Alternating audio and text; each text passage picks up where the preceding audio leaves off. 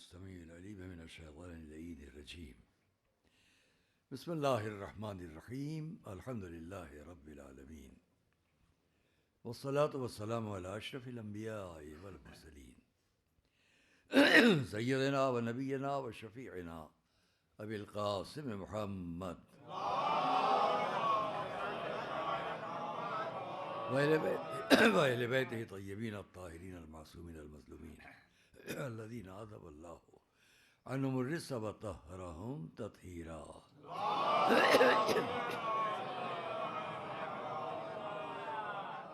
ورحمة الله على أعدائهم وقتلتهم وغاصبي حقوقهم أجمعين من الأولين والآخرين.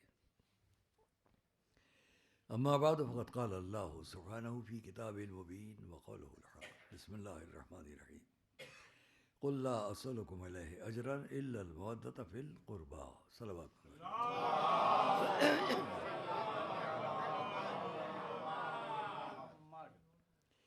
عزیزان گرامی، یہ وہ آیہ کریمہ ہے جس سے آپ حضرات خوب واقف ہیں. ہمیشہ اس کو پڑھتے، سنتے اور فکر کرتے رہتے ہیں.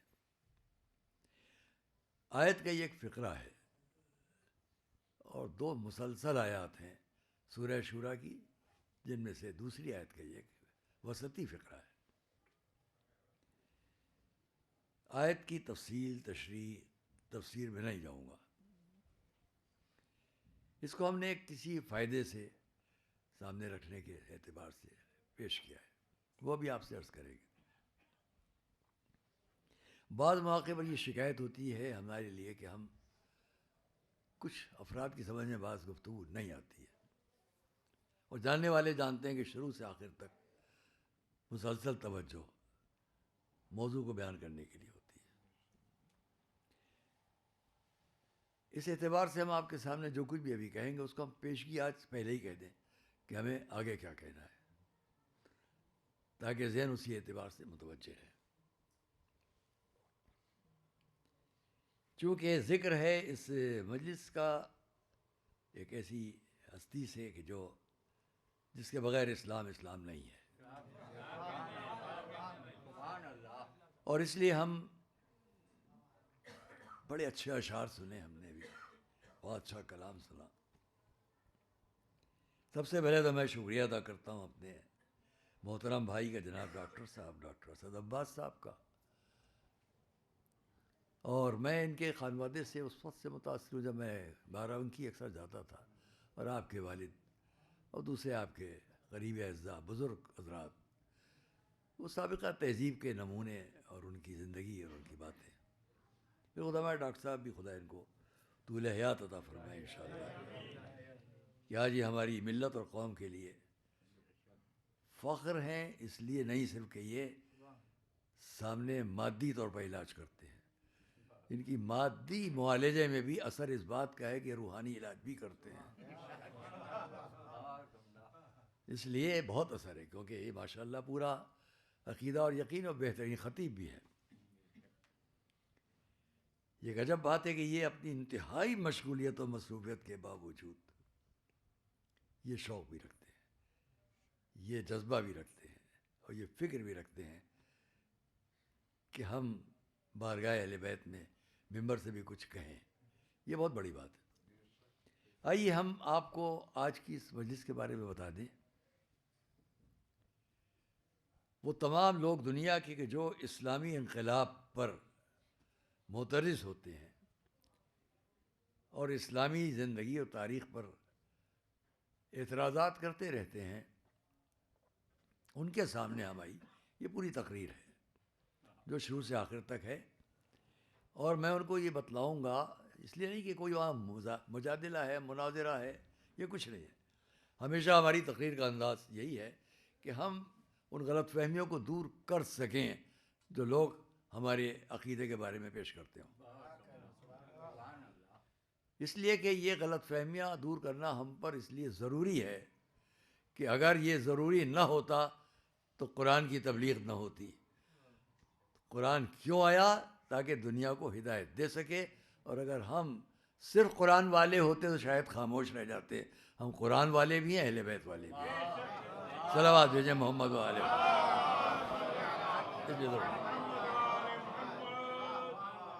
اور اس لیے ہم پر یہ واجب ہے کہ ہم ان ارادات کو، ان اعتراضات کو، ان غلط فہمیوں کو جو پیش کی جاتی ہیں ان کو پیش کر سکیں.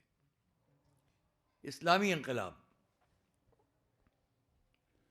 اور جس نے اپنے انتہائی طاقتور منصب کو سمجھتے ہوئے آنے کے بعد پہلی تقریر کا آخری جملہ یہ کہا تھا، قوت و طاقت کے منصب پر آنے کے بعد پہلی تقریر کا آخری جملہ تھا، اور ہم سب کو مل کے اسلامی آتنکواد سے نپٹنا ہے. میں نے خود وہ پوری تقریر سنی تھی رات کے 2 بجے تک. آج وہ بیچارہ خود ہی آتنکوادی قرار پا چکا ہے، نہیں ہے؟ اسی منصب پر، اسی جگہ جہاں سے وہ تقریر ہوئی تھی، آج وہیں لوگ اس کو، اس کے عمل کو، یہ کیا ہے؟ اسلام بے شک آتنکوادی مذہب بن جاتا اگر اس کا دفاع کرنے والے وہ نہ ہوتے جو انسان کو انسان بنانے آئے تھے. دیکھیے، انقلاب ہر جگہ انقلاب کی بات ہے، پوری تاریخ میں انقلاب کی بات ہے. ہمارے پوری انسانی زندگی میں انقلاب کہاں نہیں ہے انقلاب. سماجی انقلاب، عدالتی انقلاب، اقتصادی انقلاب، علمی انقلاب، عقیدے کا انقلاب، تہذیب کا انقلاب، تمدن کا انقلاب. یہ انقلاب کی لفظ تو ہماری زندگی میں ہمیشہ ہر جگہ ہے. اور انقلاب زندہ باد، انقلاب جندہ باد تک بھی آ چکا، لیکن بہرحال انقلاب ہے. ان تمام لوگوں سے جو اس لفظ انقلاب سے، ریولیشن سے واقف ہیں، میں ان سے کہوں گا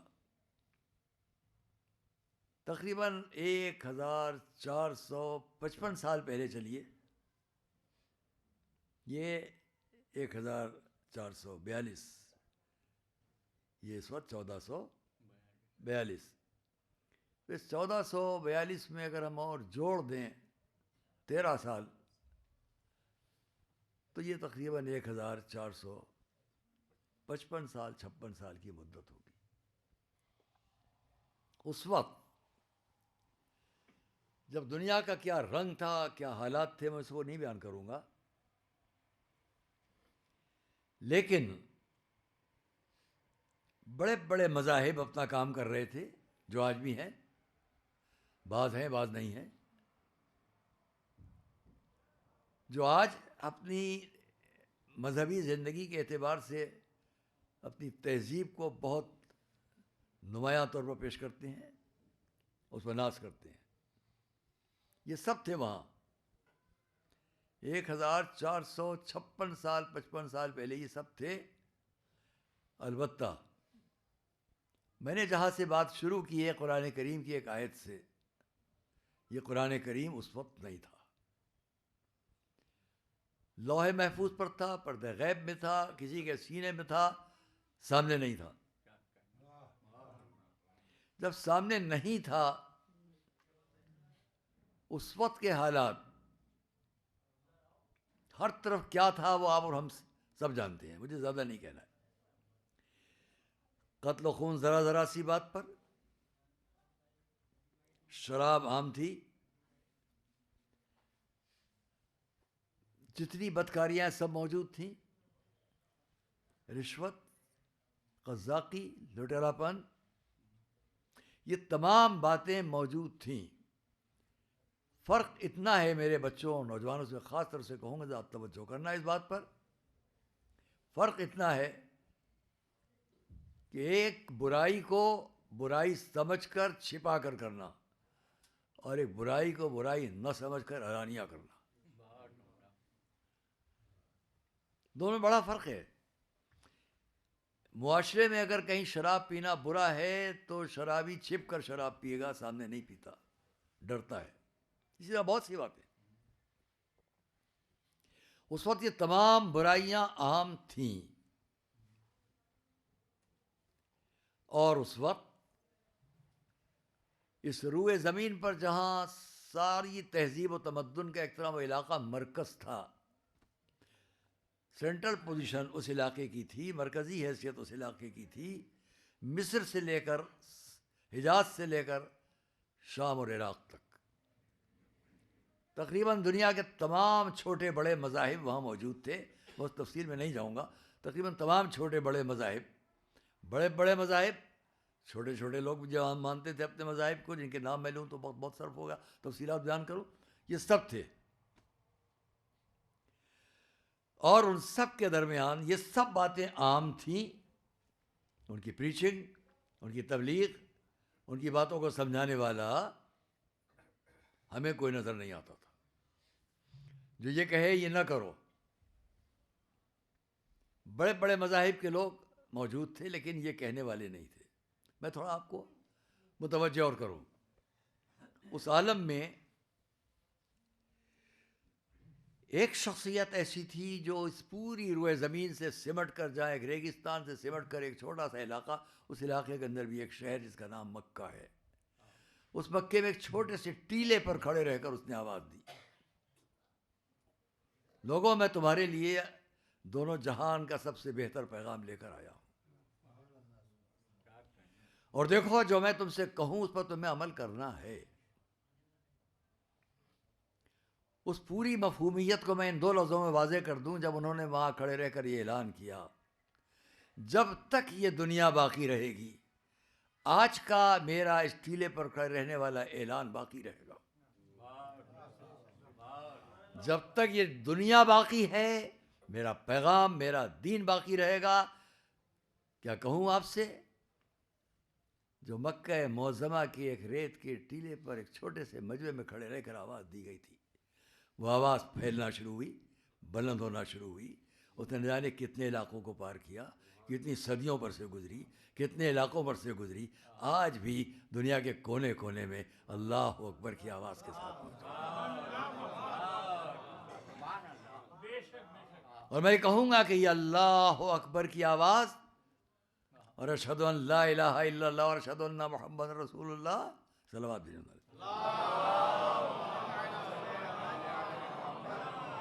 اشہد ان علی، یہ سب کچھ جو آج ہے اس کو صرف اذان نہ سمجھیے.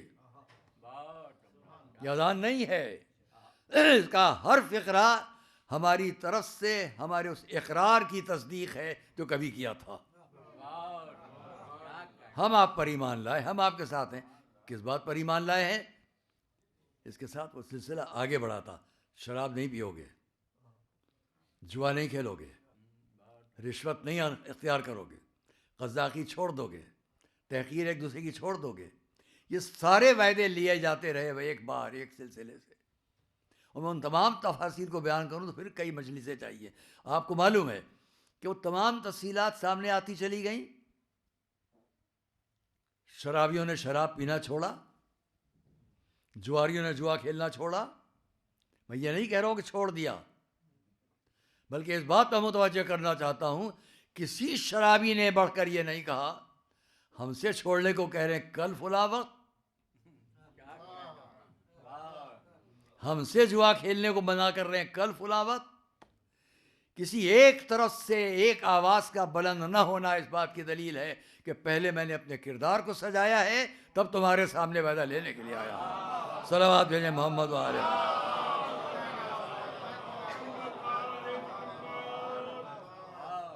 پہلے ہم نے خود کو ایسا بنا کر، وہ بھی 1 سال 2 سال 4 سال نہیں، 40 سال. صرف 40 سال نہیں، 13 سال اور 53 سال اس مجمع کے سامنے. اور اب میں آپ سے متوجہ کروں گا تاریخ کی مناسبت سے، وقت کی مناسبت سے، ان تمام باتوں میں جہاں آپ کو انقلاب نظر آتا ہے کہ انسان کو یہ کردار عطا کیا گیا، ان برائیوں سے بچایا گیا، اس میں ایک اور بہت بڑا انقلاب تھا. عزیزان گرامی، ایک اور بہت بڑا انقلابی اقدام تھا جو مکے کی سرزمین سے اس شخصیت کے ذریعے شروع ہوا. وہ انقلاب کیا تھا؟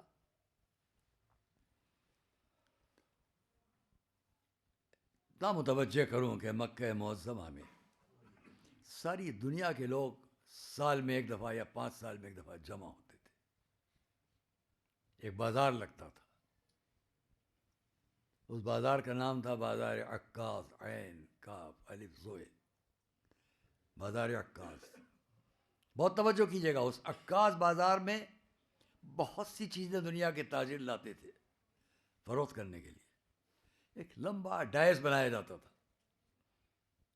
اس لمبے ڈائس کے اوپر جہاں اور تجارتی باتیں ہوتی تھیں، لوگ اپنے اپنے ادب کو بھی پیش کرتے تھے، وہاں یہ ادب بھی پیش ہوتا تھا.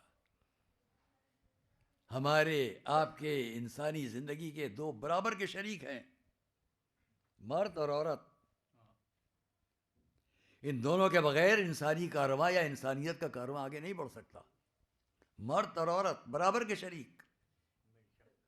لیکن میں جس بات کی طرف متوجہ کرنا چاہتا ہوں، جو ہماری آواز جہاں بھی جاتی ہو، اور آ کر دیکھو اس ڈائس کے اوپر، اس پلیٹ فارم کے اوپر دنیا سے تاجر برابر کی شریک کہتے ہوئے اچھا نہیں لگتا، مگر کہنا ہے حقیقت کو نمایاں کرنے کے لیے عورتوں کو لا کے کھڑا کیا جاتا تھا. یہ میں نہیں کہہ رہا ہوں، ہر مورخ لکھ رہا ہے. اس بازار میں اس ڈائس کے اوپر عورتوں کو لا کر کھڑا کیا جاتا تھا اور ان کے حسن اور ان کی خوبی کو بیان کر کے انہیں فروخت کیا جاتا تھا. ایک نمبر 2 یہ کہ نہ جانے کتنے لوگ تھے کہ جن کے گھروں میں 2 4 10 کوئی انتہا نہیں تھی کہاں تک، جو ان کے لیے ازواج کی حیثیت میں تھی. اور وقت گزرنے کے بعد جب وہ مر جاتا تھا تو اس کی اولاد میں وہ اس کی بیویاں، سنیے غور سے، اس کی بیویاں وراثت میں تقسیم کر دی جاتی تھی. حقیقت ہے. یہ میں نے اس لیے یاد دلایا ہے. اس بازار میں فروخت ہونا، یہ وراثت میں تقسیم ہونا، اور بہت سی باتیں کہوں، ان سب کو چھوڑتے ہوئے ادب مانے ہے. میں اتنا سوال کرتا ہوں آج کی دنیا سے،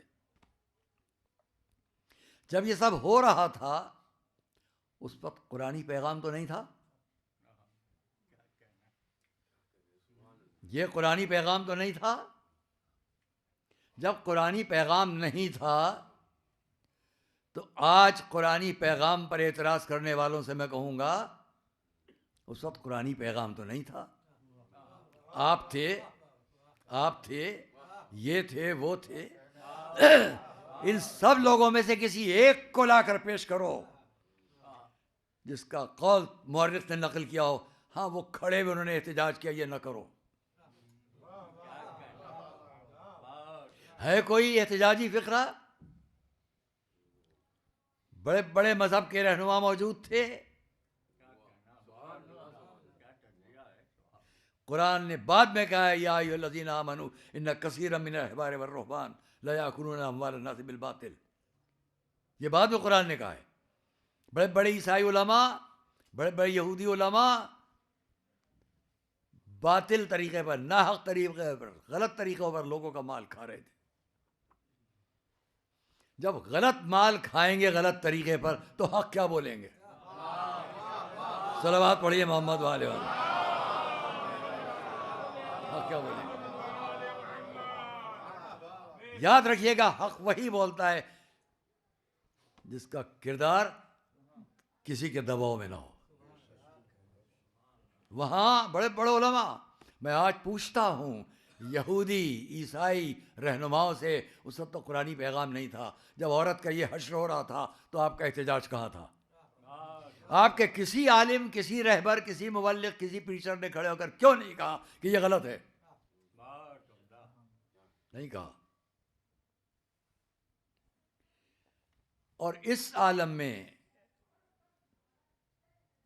اس لیے میں کہوں گا کہ اس مدت تک ساتھ چلیے جب انقلاب آیا. حقیقی انقلاب وہاں تھا جہاں سے رشوت نہیں، قتل و خون نہیں، قذاقی نہیں، بدکرداری نہیں، بدعہدی نہیں، ان سب چیزوں سے روکا گیا. خبردار، یہ نہیں، یہ نہیں، یہ نہیں. اور سب سے بڑا انقلاب یہ تھا کہ جہاں عورت کی کوئی عزت نہ تھی وہاں اس انقلاب لانے والے نے یہ اعلان کیا کہ ما اکرم النساء الا کریم وما اہانہن الا لئیم. عورتوں کی عزت نہیں کرے گا مگر شریف انسان، اور توہین نہیں کرے گا مگر ذلیل انسان. صلوات محمد والے.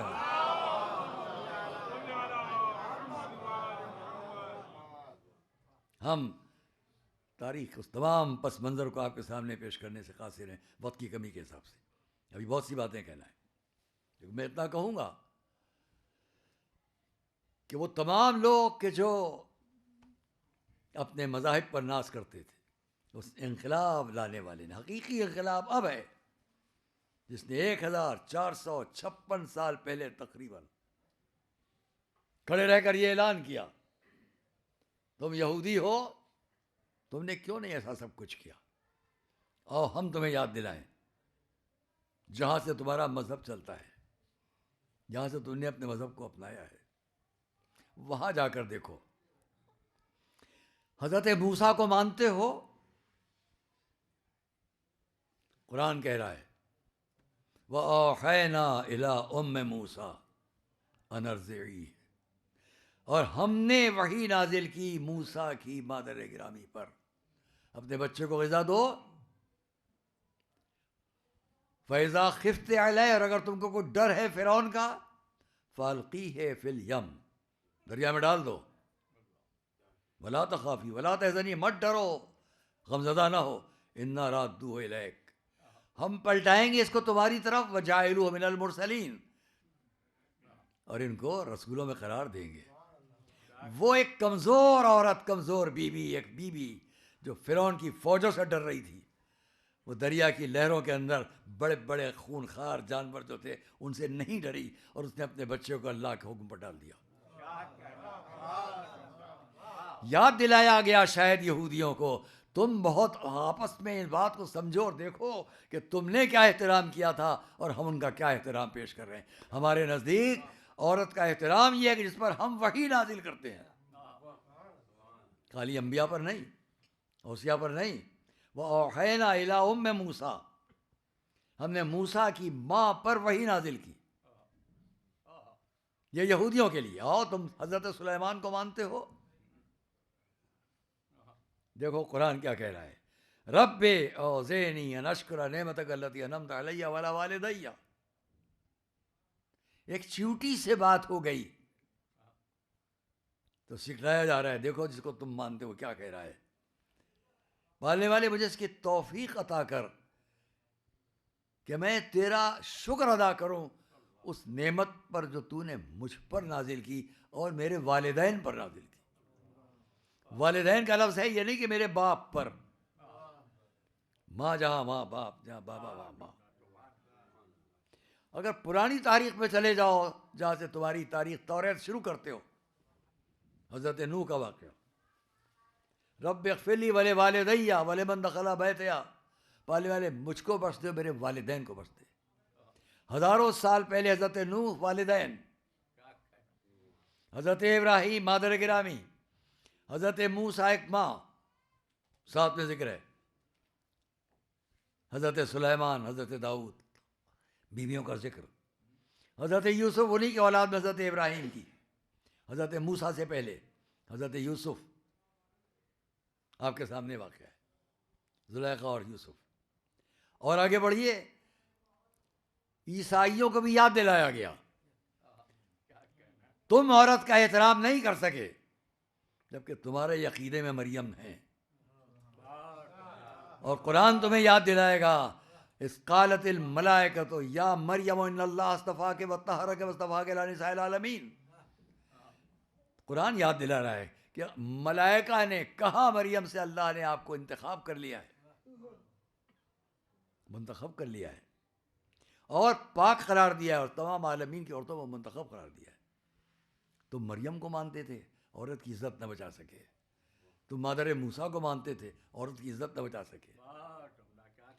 صحیح انقلاب وہاں ہے کہ جہاں اب عورت کی منزلت ایسی قرار دے دی جائے کہ جو اس کی عزت کرے گا وہ شریف قرار پائے گا، اور جو بے عزتی کرنا چاہے گا وہ لئیم قرار پائے گا.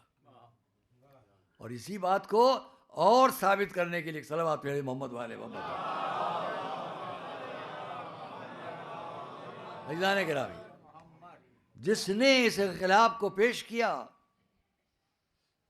یہ بھی غور کیجیے گا، دو راستوں سے اس نے بتلایا کہ انقلاب برابر کی شریک انسانی سماجی زندگی میں اس کی عزت کیا ہے.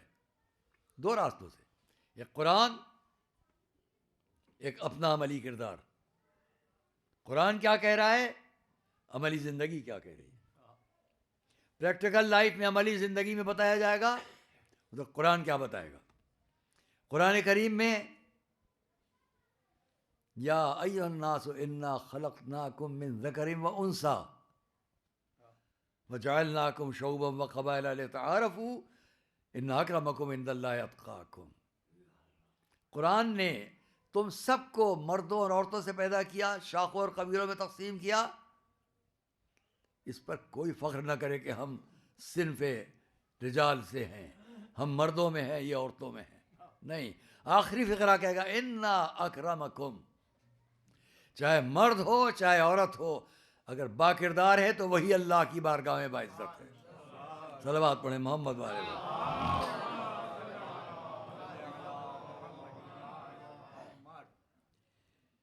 قرآن کریم کے مسلسل آیات میں آپ کے سامنے تلاوت کرتا ہے. ان المسلمین والمسلمات والمؤمنین والمؤمنات والقانتین والقانتات. ایک سلسلہ ہے پورا، جہاں یہ مسلمان مرد وہیں عورتیں، جہاں مومن مرد وہیں عورتیں، جہاں عبادت کرنے والے مرد وہیں عورتیں. سب کو ایک ساتھ قرار دے کر کہا گیا جو اللہ پر بھروسہ رکھتے ہیں، جو اس کی اطاعت کرتے ہیں. وہاں کوئی فرق نہیں. اب عورت کا مرتبہ اور بلند. وَمَن يَعْمَلْ قرآن وَمَن يَعْمَلْ مِنَ الصَّالِحَاتِ مِن ذَكَرٍ أَوْ أُنثىٰ وَهُوَ مُؤْمِنٌ. مردوں اور عورتوں میں جو بھی ہو عمل صالح بجا لائے اور اس پر ایمان رکھے، فَأُولَٰئِکَ يَدْخُلُونَ الْجَنَّةَ، یہ جنت میں داخل ہوں گے. جنت میں پہنچنے کے لیے معیار کردار ہوگا، معیار اللہ پر یقین ہوگا، وہاں یہ تفریق نہیں ہوگی. اگر بہت سی باتیں لوگ کرتے ہیں، ان کے بارے میں وقت نہیں بیان کرنے کے، لیکن اتنا کہوں کہ وہ لوگ کہ جو عورت کو اتنا حقیر کر چکے تھے، ان سب کو قرآن نے یہ یاد دلایا انقلاب یہ ہے کہ اللہ کی بھیجی ہوئی کتاب اور اس مقدس قانون کے اندر جگہ جگہ جہاں مردوں کا جس طرح ذکر ویسے ہی عورتوں کا ذکر. یہ واقعی انقلاب تھا، جس انقلاب نے اس پورے ذہن کو مردہ کیا جہاں عورت کی کوئی حقیرت، کوئی عزت نہ تھی. اور اس کا ثبوت یہ ہے کہ جس نے یہ قرآنی پیغام پیش کیا تھا. دوستو اور عزیزو، میں آپ کو زحمت دوں گا، تھوڑا اور آگے آ جائیے. آنے والوں کو زحمت ہو رہی ہے، تھوڑی زحمت کر لیجیے. تھوڑا سکندر صاحب آگے آئیے، تھوڑا اور تھوڑا آئیے. صلوات بھیجیے محمد علی.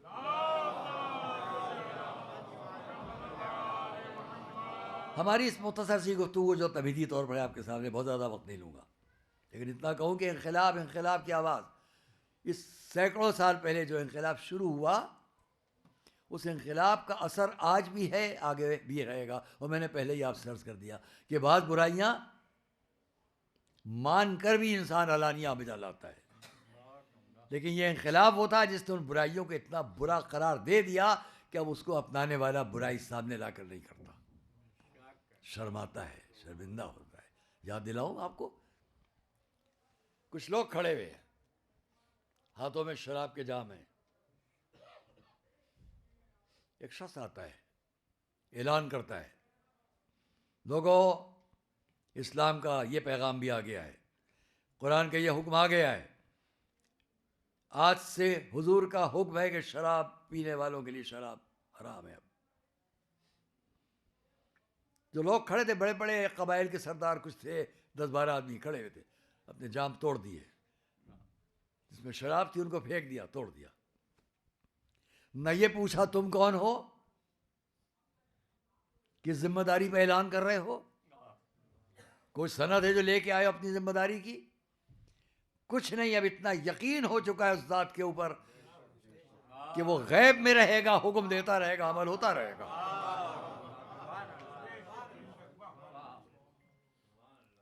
اور اب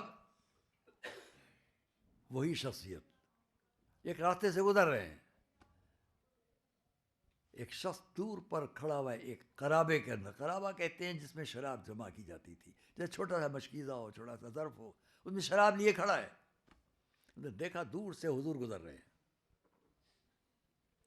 حضور کو گزرتے ہوئے دیکھا, ڈرا کہیں یہ ہماری طرف نہ آ جائیں, ہمارے ہاتھ میں شراب کا یہ جام نہ دیکھ لیں, یہ ظرف نہ دیکھ لیں, اس میں شراب ہے. گھبرا کر اس نے کہا, پالنے والے آج میری عزت رکھ لے, توبہ کرتا ہوں کہ اس کے بعد شراب نہیں پیوں گا, ان کو خبر نہ ہو. لیکن اس نے گھبرا کر دیکھا حضور اسی کوچے میں اسی گلی میں آ رہے ہیں. جب قریب پہنچ گئے, اب یہ ڈر رہا ہے, کانپ رہا ہے. آج اعلان ہو چکا تھا اور میں یہ شراب لیے کھڑا ہوں, کیا ہوگا؟ صرف اس لیے کہ ضمناً ہم سن لیں کہ یہ قانون دینے والا, یہ انقلاب لانے والا کیسا تھا, کیسا اثر تھا. قریب آئے, اے شخص تیرے ہاتھ میں کیا ہے؟ انہوں نے ہاتھ چھپا رکھا ہے. گھبرا کے سامنے ہاتھ لایا, ظرف شراب سامنے ہے. گھبرا کر اتنا کہتا ہے, یا رسول اللہ یہ سرکہ ہے. سرکہ ہے. فرمایا لا دیکھوں میں تیرے پاس کیسا سرکہ ہے. تھوڑا سا اس نے سامنے نمایاں کیا, دیکھتا کیا کہ واقعی وہ تو سرکہ ہے. حضور نے فرمایا واقعی تیرا یہ سرکہ بہت اچھا ہے. کہنا یا رسول اللہ میں اس کی قسم کھاتا ہوں یہ سرکہ نہیں تھا, یہ شراب تھی, مگر میں نے توبہ کی تھی اس کی بارگاہ میں آپ کے ڈر سے کہ اب یہ کام کبھی نہیں کروں گا, تو آپ کے ڈر میں نے یہ توبہ کی. رسول نے فرمایا تیری وہ توبہ قبول ہو گئی. آپ نے خیال کیا کہ اتنا اثر ہے ان کی بات کا. ایسے بے شمار واقعات. لیکن ان تمام باتوں کے باوجود ابھی بھی مکہ معظمہ کی کیفیت کیا ہے؟ عورتوں کے احترام کے لیے اتنا کہا گیا. عزیزان گرامی, جب حضور مکے سے جانے والے ہیں اس وقت آپ کے اصحاب میں سے کسی ایک کی, آپ کو معلوم واقعہ, جس بیوی کو ظلم سے شہید کر دیا گیا. اسلام لانے والوں میں پہلی شہادت جس کو نصیب ہو رہی ہے وہ ایک عورت. مگر اس سے پہلے, اس سے کچھ پہلے سے لے کر میں یہ دیکھتا ہوں کہ جس پر نظر رکھیے گا, اس پر ہم کم نظر ڈالتے ہیں, کہ حضور کے اس پورے انقلابی معاملات میں, اس پورے انقلابی کیفیات میں سب سے زیادہ ساتھ کون دے رہے ہیں؟ تمام اس اسلامی انقلاب کے لانے میں سب سے زیادہ ساتھ دینے والے کون ہیں؟ 2 مرد 2 عورتیں. یا ابو طالب ہیں اور علی ہیں, یا خدیجہ اور فاطمہ ہیں, صلوات محمد. 2 مرد 2 عورتیں, اتنے بڑے انقلاب کے ساتھ. اور پھر جب حضور آتے ہیں مدینے,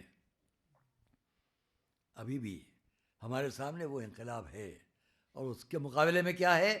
سارے مذاہب کے بڑے بڑے لوگ یہ دیکھیں کہ مکے والے مدینے تک 440 کلومیٹر کا فاصلہ طے کر کے آئے. حضور کے سامنے ظلم اور ستم کی ساری کوششیں کرنے کے ساتھ جن لوگوں کو لے کر آئے ہیں, بڑا ناز ہے کہ ہم اتنے بہادروں کو ایسی فوج لے کر آئے. ان کے مقابلے کے لیے جب حضور باہر آئے, فرق کتنا ہے. ساری دنیا کے مورخین نے لکھا کہ بڑی بے سر و سامانی کے عالم میں حضور مدینے سے لشکر لے کر نکلے. لشکر کیا, چند لوگ مقابلہ کرنے والے, صرف ایک گھوڑا, وہ کتنے گھوڑے لے کر آئے, چند ناقے, وہ کتنے ناقے لے کر آئے, وہاں کتنے فوجی ہیں, یہاں چند لوگ ہیں. کمال کیا ہے اس آنے والے لشکر کا. اس سماج پر نظر ڈالیے, ابھی تک اس سماجی تہذیب کو دیکھیں آپ. اس لشکر کے ساتھ ساتھ عورتوں کا بھی یہ کارواں ہے, جو بڑے فخر سے گانا ناچ کے ساتھ نحنو بنات الطارق نمشی علی النمارق, ہم ستاروں کی بیٹیاں, مخمل پر چلنے والیاں, وہ اس پر فخر کر رہی ہیں. ایک فقرے کی طرف متوجہ کرنا چاہتا ہوں. وہ اتنے بڑے لشکر کے ساتھ آئے پھر بھی عورتوں کو لے کر آئے. یہاں بے سر و سامانی کا اندازہ ہے رسول نے ایک بیوی کو ساتھ نہیں لینا چاہا. مدینہ کی کوئی بیوی کوئی عورت لشکر میں نہیں آئے گی. ہے انقلاب کے نہیں ہے. تم میدان جنگ میں عورتوں کو لا سکتے ہو, یہاں ان کا سہارا نہیں لیا جائے گا. یاد رکھو کہ اسلام کی تاریخ میں میدان جنگ میں عورتوں کا سہارا نہیں لیا جاتا. صلوات پڑھیں محمد و آل محمد.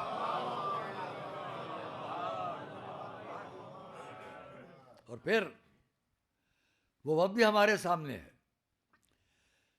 صرف 1 سال کے بعد ابھی تک وہ تہذیب اپنا نمونہ پیش کر رہی ہے.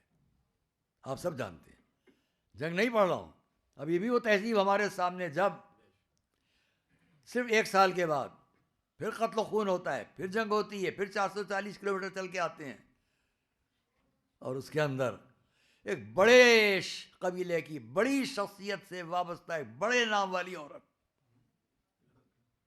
کیا اعلان کرتی ہے, اگر تو نے یہ کام کر دیا تو خود خیال فرمائے. اس کو مورخ فخر سے نقل کرتا ہو. سامنے کے سماج میں عورت کی یہ مرتبت ہے کہ جس کی یہ حیثیت تھی کہ ایک حبشی غلام,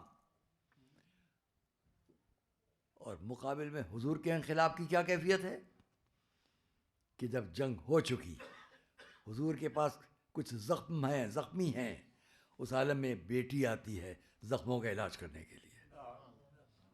میدان جنگ کے لیے نہیں آئی ہیں بلکہ رسول کے زخموں کے معالجے کے لیے. چٹائی جلائی گئی, راکھ لی گئی, زخموں پر رکھی گئی. دونوں طرف کتنا بڑا فرق ہے. تمہارے ساتھ نمائندگی میں وہ عورتیں ہیں اور ہمارے ساتھ نمائندگی کے لیے یہ ہے.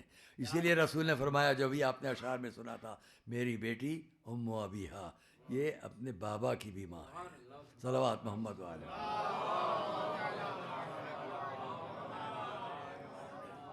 دوستو اور عزیزو, بس میں یہاں تک آپ کو زحمت میں نے دی ہے, چند لفظ اور آپ سے کہہ لوں کہ, اور اس لیے ہم اس پورے انقلاب کو اگر سمجھنا چاہتے ہیں جو آج دنیا سمجھنا, آپ کے پاس سماجی انقلاب جو بھی ہو, لیکن اسلامی انقلاب یہ ہے کہ جہاں عورت کا احترام ہے, جہاں انسانی شرافتوں کا احترام ہے. اور اس لیے ہم یہ دیکھتے ہیں کہ جو لوگ رسول کے ساتھ ساتھ تھے, بس فرق اتنا ہے کہ ابھی آپ نے سن لیا تھا, مجھے ایک فقرہ اچھا لگا تھا جس نوجوان نے پڑھا تھا, مجھے اچھا لگا تھا وہ فقرہ, کہ وہ لوگ جو کل تک جادوگر کہتے تھے, اگر وہ ساتھ ہو جائیں تو اپنی تہذیب تو جلدی نہیں بدل دیں گے, لیکن جو رسول کے ساتھ ہیں ان میں اتنا فرق ہے. ایک جملہ بس, ابھی تک جتنے لوگ گھروں میں اپنی عورتوں کے ساتھ بھی آئے, اپنی بیویوں کے ساتھ بھی آئے, بے شک اب ان کا بھی احترام ہے, مگر اس گھر میں جن لوگوں نے انقلاب میں رسول کا ساتھ دیا, دونوں کا ایک فرق یاد رکھنا, وہ کلمہ پڑھ کر رسول کے گھر میں آ رہی ہیں, اور یہ کلمہ پڑھوا کے بلا رہی تھی. صلوات محمد علیہ. بہت بڑا فرق ہے خدیجہ میں, حضرت خدیجہ, بہت بڑا فرق ہے. ہماری شہزادی, وہ معصومہ کہ جنہوں نے اپنے بابا کا ساتھ کس طرح دیا, اور جن کی مادر گرامی صرف یہ نہیں ہے کہ اس انقلاب کا مقصد یہ, بلکہ عورت کا احترام کس مرتبے تک, کس منزل تک. حضور کے پاس ایک بڑے خانوادے سے وابستہ ایک بیوی کنیز بنا کے لائی گئی. وہ کنیز کہلائی, لیکن رسول جانتے تھے کہ بظاہر اس کو کنیز کہا جاتا ہے, لیکن اس کا شرف اتنا ہے کہ اب یہ کسی اور جگہ نہیں کنیز کہلائے, مگر میری بیٹی کی کنیز کہلائے. یہ عزت دی گئی, یہ شرف.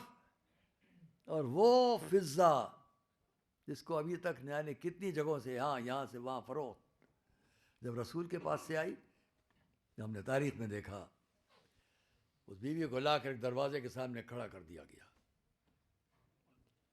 آج سے آپ کے نئے آقا کا یہ گھر ہے، یہ گھرانہ آپ کے لیے نیا آقا کا گھرانہ.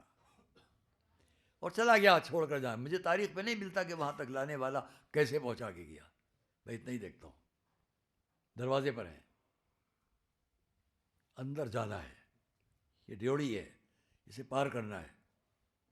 کون ہے یہاں میرے نئے آقا؟ کن کے ساتھ جاؤں گی؟ یہاں کیا سلوک ہوں گے؟ یہاں کیا احترام اور عزت کی باتیں ہوں گی؟ فکر کرتی ہوئی داخل ہوئی.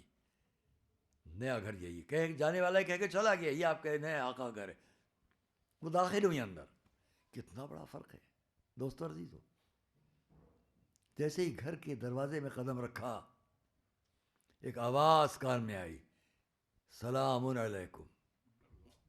ہر طرف دیکھا ہوگا، یہ کیا سلام کس نے کس پر کیا؟ اپنے سوا کسی کو نہیں پایا. کیا مجھ پر سلام کیا گیا؟ اب جو دیکھا ایک نورانی پیکر سامنے. اتنا اور کہا گیا، میں فاطمہ.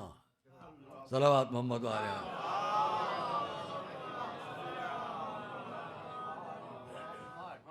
آگے بڑھی، آنے والی اس شخصیت کے کلائی پر ہاتھ رکھا. بہت پیار سے کیا کہا گیا؟ بہن. آپ نے سنا؟ آنے والی سے کیا کہا گیا؟ بہن. کتنا بڑا مرتبہ. رسول کی بیٹی جس کو کنیز بنا کے وہاں بھیجا گیا، اس سے بہن کہہ کر خطاب کرتی ہیں. اور پھر کیا؟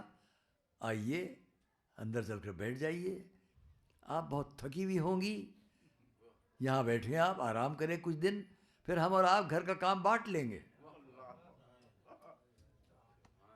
یہ ہے معراج اس بات کی کہ تم جس کنیزی پر اعتراض کرو گے، اس کا سلسلہ دیکھو اس گھر سے کیسے پیش کیا جاتا ہے. دوستو اور عزیزو، بس وہ میری اور آپ کی شہزادی، وہ معصومہ، کہ جن کے لیے رسول نے، کسی کو یہ لقب نہیں ملا، کسی کو شرف نہیں ملا. سب دنیا کے لیے ہوں ماں، عالم اسلام کے لیے ہوں، لیکن رسول کے لیے کوئی نہیں ہے. مرتبہ یہ ہے کہ رسول کی بیٹی، رسول نے فرمایا میرے لیے ماں کے برابر. وہ شہزادی، وہ سیدہ، جن کے لیے امام حسین ان کا فرزند یہ کہے، امی خیر منی، میری ماں مجھ سے بہتر ہے. حسین جیسی شخصیت. میں علامہ اقبال کے اشعار پڑھتا، اس کے مقابلے جو حضرت معصومہ کے لیے وہ پڑھتا. ان سب کو آپ کا وقت بچانے کے لیے چھوڑتے اتنا کہوں گا. اتنا کافی ہے جب میں رسول کی حضور کی ایک حدیث آپ کے سامنے اور سنا دوں. ما تکاملت النبوۃ لنبی الا، فاطمہ کون ہے؟ رسول فرما رہے ابنتی فاطمہ، میری بیٹی فاطمہ کیا ہے؟ ما تکاملت النبوۃ لنبی الا وقد اقر بفضلها وعظمتها ومحبتها. میری بیٹی فاطمہ وہ ہے کہ کسی نبی کو اس کی نبوت نہیں مل سکتی تھی جب تک کہ وہ میری فاطمہ کی عظمت و محبت کا اقرار نہ کر لے. صلوات پڑھیں سب مل کر محبت والے.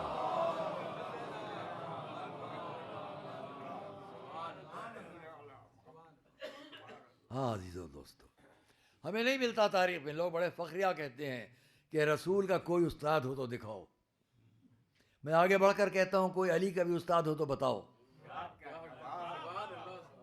ہاں اگر انہوں نے کہا تو اپنے رسول کے لیے ضرور فرمایا، لیکن نہ رسول کے لیے کوئی استاد ملے گا، نہ علی کے لیے کوئی استاد ملے گا.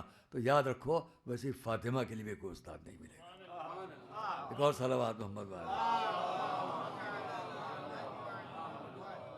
ابھی مجھ سے پہلے میرے ایک محترم شاعر، ایک اور فقرہ ان کا بڑا اچھا تھا کہ جبرائیل نے کتنے حج کیے. تو مجھے تاریخ کا ایک واقعہ یاد آ گیا. ان کے شعر پر یہی ہے مجھے کہ جبرائیل نے کتنے حج کیے. مجھے اس پہ ایک تاریخ کا واقعہ یاد آ گیا، وہ سنا دوں آپ کو. اور یہ تاریخ کا واقعہ مجھے وہاں بھی یاد آیا جب میں خود حج کرنے یا بعد میں عمرہ کرنے گیا تھا. جو حضرات جا چکے ہوں وہ اس بات کی تصدیق کریں گے. مدینہ منورہ جب آپ تشریف لے جائیں گے، روضہ رسول تک جائیں گے، تو اگر آپ باب جبریل کی طرف سے آئیں گے، بدل گیا ہو الگ بات ہے، یہ باب جبریل کہلاتا ہے. یہاں سے آپ چلے، یہ رواق ہے، یہ چلے، یہ سامنے زری ہے بلا تشبیہ، دروازہ ہے چھوٹا سا، اس پہ تالے پڑے ہوئے ہیں، کھڑکی سی ہے، جالی بنی ہے. پھر آپ طواف کرتے چلے آئیے اس پوری قبر مطہر کا.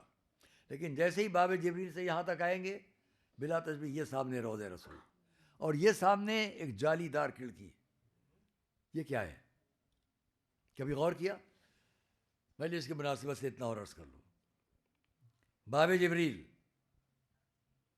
آگے بڑھیے، یہ سامنے روضہ، ذریعہ مطہر، اس ذریعہ پر یہ دروازہ، سب جالی دار دروازہ، جو میرا سب دیکھا ہو 2-3 مرتبہ کا، اب میں نہیں کہہ سکتا. وہاں جو نگراں کھڑا ہوا تھا، حاجب کھڑا ہوا تھا فوجی لباس میں، میں نے اس سے پوچھا یہ کھڑکی کیوں ہے اس کے اندر؟ تو وہ پیٹھ لگا یوں کھڑا ہوا تھا، وہی کا تھا سعودی. اس نے مجھ سے کہا، جب میں نے اس سے یہ کیا ہے، تو اس نے کہا ہذا بیت فاطمہ رضی اللہ تعالیٰ عنہ. سمجھے آپ؟ اس نے مجھ سے بتایا یہ حضرت فاطمہ زہرا کا گھر ہے. یہ قبر مطہر بہت بڑے ایریا میں، صاحب جتنا بڑا آپ کا یہ سب حسینیت سے بڑے ایریا میں یہ قبر چاروں طرف آپ کر کے آئے طواف، وہاں پر یہ اس نے کہا یہ ان کا گھر ہے. یہ میں اس لیے بیان کر رہا ہوں کہ ایک شخص نے لکھا، اس کو بڑے وائس تھے، خطیب تھے ایران کے، اس کو میں کبھی کبھی بیان کرتا ہوں، ممبر پر بیٹھے تھے. انہوں نے کہا ایک موقع پر مجھے ممبر پر ایسی مشکل پیش آئی کہ ایسی مشکل کبھی پیش نہیں آئی تھی. وہ ممبر سے یہ پڑھ رہے تھے کہ جبرائیل یہ اور جبرائیل بیان کرتے کرتے انہوں نے اتنا کہہ دیا کہ حضور پر جبرائیل 12,000 دفعہ آئے. تو کہتے ہیں کہ مجمع سے ایک جوان نے کھڑے ہو کر پوچھ لیا جب رسول پر 12,000 دفعہ آئے تو مولا علی پر کتنی بار آئے؟ رسول کے پاس 12,000 دفعہ جبرائیل آئے تو مولا علی کے پاس کتنی بار آئے؟ کہنے میں بڑی مشکل میں پڑ گیا، اس کو کیا جواب دوں، مگر فوراً جواب ذہن میں آیا. انہوں نے کہا رسول کے پاس 12,000 تو علی کے پاس 24,000 دفعہ آئے. کہ دلیل کیا ہے؟ کہ رسول نے تو فرمایا انا مدینۃ العلم وعلی بابھا. دروازے سے جبرائیل ایک دفعہ آئے، ایک دفعہ واپس گئے، 24,000 دفعہ صلوات محمد والے ہوں. تو کہنے والے نے غلط نہیں کہا. ابھی میرے جس نوجوان نے پڑھا، حقیقتاً یہ کہ یہ گھرانہ، اور بس میں اپنی بات کو تمام کروں، مکہ معظمہ میں وہ ہمارے ایک معلم تھے، ان معلم نے مجھ سے بڑی ایک عزت دی مجھ کو کہ ہم آپ کو مکہ معظمہ میں خود چاروں طرف لے کر چلیں گے. اور وہ مجھے جب میں حج کرنے گیا تھا، وہ اپنی گاڑی سے رات کو لے کے نکلے، اپنے گھر لے گئے، چائے پانی اور سب طرف، یہاں تک کہ وہ مجھے جگہ سے لے کر چلے. انہوں نے کہا یہ حضرت خدیجہ کا مکان ہے. پھر انہوں نے کہا آپ کو یہ معلوم ہونا چاہیے کہ اس مکان کے چاروں طرف کوئی طہارت والی چیز نہیں ہے. حکومت کا انتظام یہ ہے کہ اس جگہ کو اس نے لائبریری بنا دیا ہے صرف قرآن کریم کی، لیکن اس کے چاروں طرف طہارت کا کوئی انتظام اس لیے نہیں ہے کہ حکومت نہیں چاہتی کہ چونکہ یہاں پر قرآن نازل ہوا تھا اس لیے قریب میں بھی کہیں کوئی کثافت نظر آ جائے. توجہ کیا آپ نے؟ جو حضرت خدیجہ کا مکان مکے میں ہے اس کی طہارت کا آج بھی اتنا بڑا انتظام ہے کہ چاروں طرف کثافت والی کوئی شے نہ ہو، اس لیے کہ یہاں قرآن نازل ہوا. تو اب تو کہنے دیجیے کہ مکہ وہ ہے جہاں خدیجہ کے مکان پر قرآن نازل ہو رہا ہے، اور مدینہ وہ ہے جہاں حضرت خدیجہ حضرت معصومہ کے گھر پر قرآن نازل ہو رہا ہے. قرآن یا مکے میں آئے تو خدیجہ کا گھر، یا مدینے میں آئے تو حضرت خدیجہ حضرت فاطمہ کے گھر پر صلوات محمد والے. اور اس لیے انما یرید اللہ لیذھب عنکم الرجس، اب کوئی کثافت نہیں آئے گی. ویطہرکم تطہیرا.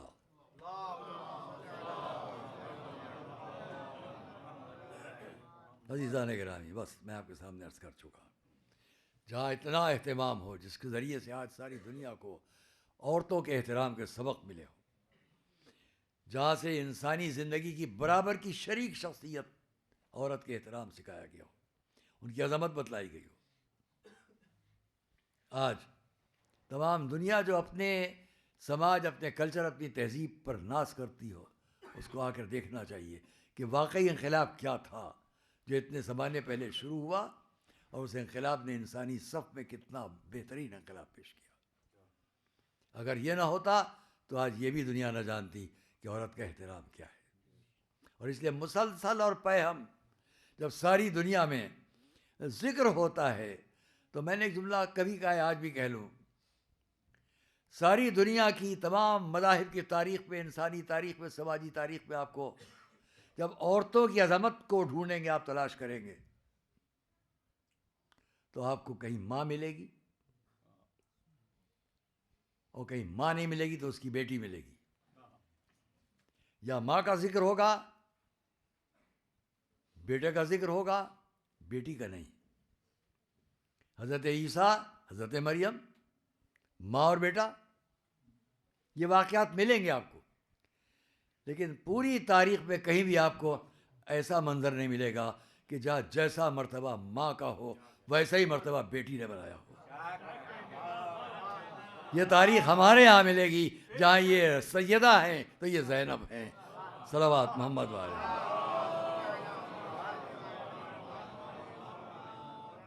دونوں انسانی تاریخ کی شہرت اور عظمت اور طہارت کی مثال۔ اور اس لیے میں دیکھتا ہوں کہ جب ہماری اور آپ کی شہزادی کا وقت آخر، بہت چند جملے ہیں، آپ مصاب ہوں گے انشاءاللہ، چند جملے دوستو اور عزیزو، اس موقع پر ہم سب ذکر کرتے ہیں معصومہ کے مصائب کا، ان کا فقرہ صبت علیہ مصائب۔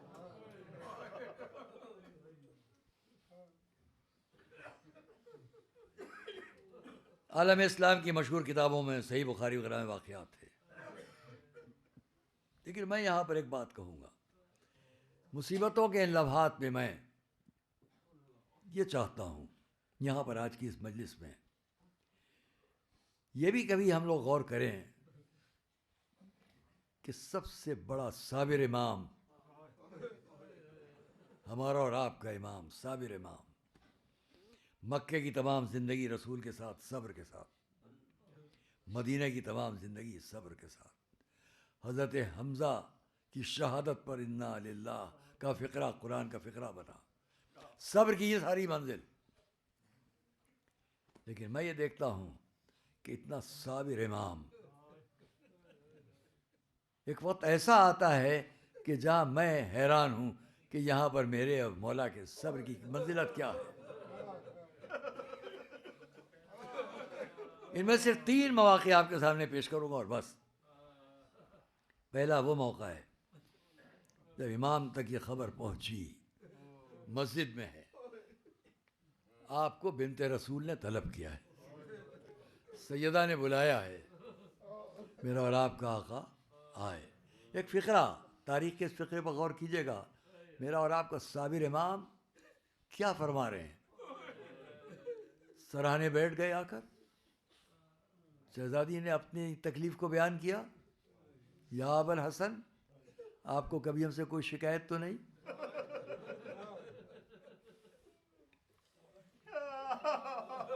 بہت جلد میں آپ سے رخصت ہونے والی ہوں، آسمان سے پیغام آ چکا ہے۔ سب کچھ سیدہ نے کہا۔ علی نے کیا، میرے آپ کے مولا نے کیا فرمایا، کیا جواب دیا؟ اے سیدہ، اے بنت رسول، اے بنت نبی، علی پر بہت شاق ہے، آپ کا جانا بہت شاق ہے، لیکن یہ فقرہ بہت قیمتی ہے اور بہت ہی دلدوز ہے۔ جب مولا نے کیا ایک مرتبہ فرمایا، اے بنت نبی، آپ کے جانے کے بعد علی کو تسلی دینے والا کون ہوگا؟ میں نے روایت میں جب اس فقرے کو دیکھا کہ آپ کا جانا رسول کے جانے سے کم نہیں ہے، لیکن اب آپ کے بعد علی کو تسلی کون دے گا؟ بڑی اس کے اندر صبر کی منزلیں ہیں جو نمایاں ہیں۔ پہلی منزل. میں تمام باتوں کو چھوڑتا ہوں. پھر معصومہ کی وصیتیں: یا علی پردہ شب میں جنازہ اٹھایا جائے، جو جنازے کی شکل بتائی جا رہی ہے اس کے ساتھ اس کے اندر رکھ کر اٹھایا جائے، فلاں فلاں لوگ آئیں گے، فلاں نہیں آئیں گے. یہ تمام وصیتیں کر لینے کے بعد اب وہ وقت بھی آ گیا کہ جب ہماری اور آپ کی شہزادی اس دنیا سے اب رخصت ہو جائے. ان تمام تفصیلات کو چھوڑ رہا ہوں. اب دوسری منزل کیا ہے؟ دوسری منزل وہ ہے کہ جب میرے اور آپ کے مولا علی وصیت معصومہ کے مطابق غسل و کفن کا اہتمام کر رہے ہیں. یہ فقرہ بھی مورخین نے لکھا اور بہت دل توڑنے والا فقرہ ہے.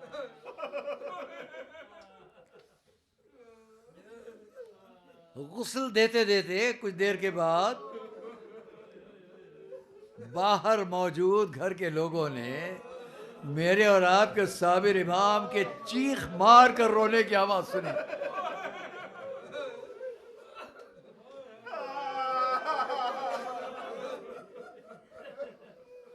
علی جیسا صابر اور چیخ مار کر روئے. جب بعد میں لوگوں نے پوچھ لیا یا مولا یہ آپ سے کیا کیفیت تھی، فقرہ سنیں گے آپ. کیسے علی صبر کرتا، اس نے پہلو سیدہ پر کچھ نشان دیکھا. صابر امام. کچھ دیر نہ گزری تھی کہ آواز دیا آپ نے اس سے پہلے کہ بندے کفن باندھے جائیں. سب سے پہلے جس کو پکارا وہ سب سے چھوٹی بیٹی کو پکارا. سب سے چھوٹی بیٹی کو یا ام کلثوم. پھر دوسرا فقرہ تھا یا زینب. اور اب تیسرا فقرہ کس کے لیے ہے؟ یا فضہ. فضہ کو بھی پکارا گیا اور پھر آواز دی گئی اے حسن. آخر میں سب سے آخر میں پکارا گیا یا حسین. آؤ اور آ کے اپنی ماں سے رخصت ہو لو. سب آئے باری باری. یہاں بھی آپ سنتے رہتے ہیں، مجھے ان سب باتوں کو بھی نہیں بیان کرنا ہے. بھائی اتنا کہنا ہے کہ سب سے آخر میں میرے آپ کا شہزادہ حسین، امام حسن بالائے سر، زینب دائنی طرف، ام کلثوم بائیں طرف، امام حسین پائینے پاسے آئے. آ کے اپنی مادر گرامی کو دیکھا. خالی اتنا ہے کہ دونوں ہاتھ پیروں پر رکھے تھے. بس آواز دی تھی یا اماں کہ فلک سے آواز آئی اے علی ان بچوں کو ہٹا لو سیدہ کے پاس. تمام کرتا ہوں اپنی بات کو. قبل اس کے کہ میں ان ذات کو کہوں کہ ہاں معصومہ کو کس طرح سے پردہ قبر کیا گیا، اور اتنا کہوں گا کہ جب سب کچھ منزلیں گزر چکی ہیں، اب میرے اور آپ کے مولا کی صبر کی ایک اور منزل آپ دیکھ لیں اور بات کو تمام کر لیں. سب جا چکے ہیں، اب تنہا میرا اور آپ کا مولا ہے. قبر معصومہ ہے. ہاتھ رکھ کر قبر پر پکار کر کہا، اپنے نبی کو پکارا یا رسول اللہ آپ کی بیٹی جب آپ تک پہنچ جائے تو اس سے پوچھ لیجئے گا کہ امت نے کیا کیا نہیں کیا.